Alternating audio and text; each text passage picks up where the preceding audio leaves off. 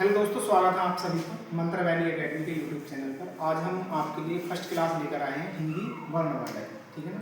तो जिसमें हम किसको जानेंगे, स्वर और वर्णों को जानेंगे, वर्णों का अध्ययन करेंगे, स्वरों का अध्ययन करेंगे, ठीक है ना। तो सबसे पहले हम जो देखते हैं इसमें क्या देखते हैं, वर्णमाला देखते हैं। तो वर्णमाला जो होती है हमारी वर्णों के व्यवस्थित समूह को हम क्या कहते हैं, वर्णमाला कहते हैं। अब वर्ण जो होते हैं हमारे वो कितने तरह के होते हैं आपके, दो तरह के वर्ण होते हैं।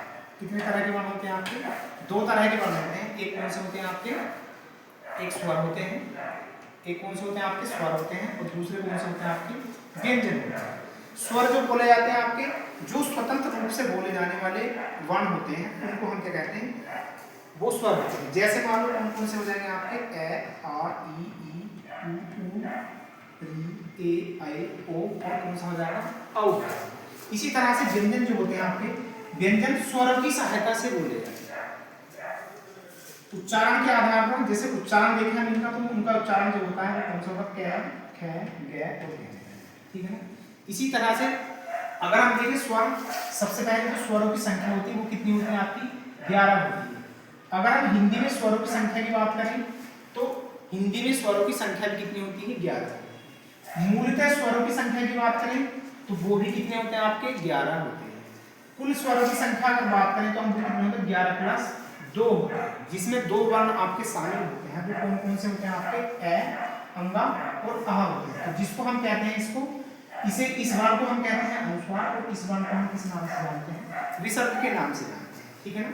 इसी तरह से हम आगे बढ़ते हैं। अब स्वरों की कुछ मात्राएं होती हैं। अब मात्राओं का जो प्रयोग करते हैं हम वर्णमाला में, ये पूरी वर्णमाला हिंदी वर्णमाला में जो मात्रा का प्रयोग करते हैं वो किस तरह से करते हैं। जैसे अगर हम देखें ए आ की मात्रा, जैसे हम कै है, तो कै का जो मात्रा होता है इसकी थोड़ी मात्रा होती है, सिर्फ छुपा हुआ होता है स्वर इसके अंदर, ठीक है ना। दूसरा का है, तो का के साथ आपका क्या छुपा हुआ होगा, आ होगा। की होगा तो की जो होगा आपका इस तरह से छुपा होगा, की होगा तो बोला जाएगा कै प्लस ई बोला जाएगा, कु होगा कु प्लस उ बोला जाएगा, कु होगा तो कै प्लस उ होगा, और क्रिया मतलब कृषि जैसे लिखते हैं, व्रत जैसे लिखते हैं, तो इस तरह से ये सब वर्ण आपका लिखा जाएगा। दूसरा आपका के होगा तो कै प्लस ए से बोला जाएगा, के होगा आपका तो वो कै प्लस ए से लिखा जाएगा, और को जो होगा वो कै प्लस ओ से लिखा जाएगा, और जो कौ होगा आपका कै प्लस ओ से लिखा जाएगा, ठीक है ना। इसी तरह से हम आगे बढ़ते हैं। जैसे स्वरों का वर्गीकरण करते हैं, तो स्वरों का जो वर्गीकरण किया जाता है वो 3 प्रकार से किया जाता है। पहला कौन सा होगा आपका, ह्रस्व स्वर, दीर्घ स्वर और प्लुत स्वर। सबसे पहले हम बात करते हैं कि इसकी लघु स्वर भी कह देते हैं, इसको ह्रस्व स्वर भी कहते हैं। जैसे इनका जो उच्चारण काल होता है, मतलब कितना समय लगता है इनको उच्चारण करने में, आपको एक मात्रिक का समय लगेगा, ठीक है ना। एक मात्रिक में मतलब इनकी संख्या जो होगी वो कितनी होगी, 4 होगी, ए ई और री, ठीक है ना। अर्थात हम ये कह सकते हैं इनको बोलने में जो है बहुत ही कम समय लगने वाला है, ठीक है ना।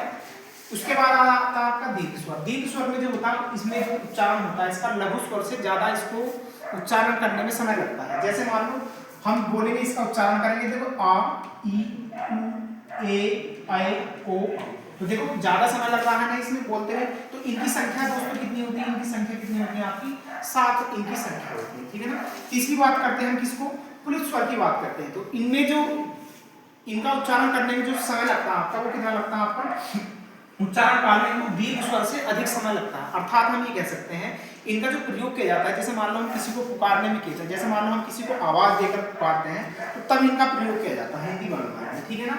इसके बाद हम आगे बढ़ते हैं। आगे जो है उत्पत्ति के आधार पर हम स्वरों का वर्गीकरण देखते हैं। तो जैसे मान लो हम कितने प्रकार से देखते हैं, 2 प्रकार से हम इनका वर्गीकरण देखते हैं। एक होता है आपका लघु स्वर, एक होते हैं आपके मूल स्वर। दूसरी बात है हमारा दीर्घ स्वर और संधि स्वर होता है आपका, ठीक है ना।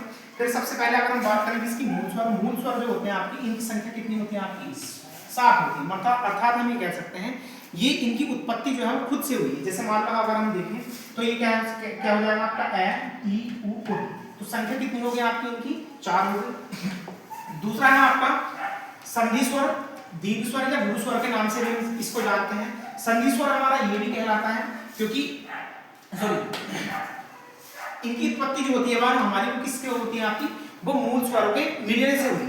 किससे हुई आपकी, मूल स्वरों को मिलने से हुई। अर्थात हम ये कह सकते हैं इनकी जो उत्पत्ति होगी आपकी वो क्या कहलाएगा आपके, सबसे पहले मूल दीर्घ स्वर होंगे, दूसरे क्या होंगे आपके संयुक्त स्वर, ठीक है ना। सबसे पहले हम मूल दीर्घ स्वर की अगर बात करें तो इनको हम संधि स्वर के भी नाम से जानते हैं, क्योंकि ये किससे मिलकर बने। जैसे आ की उत्पत्ति मतलब किससे हुई, ए प्लस ए से हुई है। ई की उत्पत्ति जो हुई ई प्लस ई से हुई है, उ प्लस ऊ की जो उत्पत्ति हुई ऊ प्लस ऊ से हुई। अर्थात हम ये कह सकते हैं ये समान जाति के आधार पर जो है इनका वर्गीकरण हुआ है, अर्थात हम ये कह सकते हैं कि इनको हम सजातीय स्वर भी कह सकते हैं, ठीक है ना।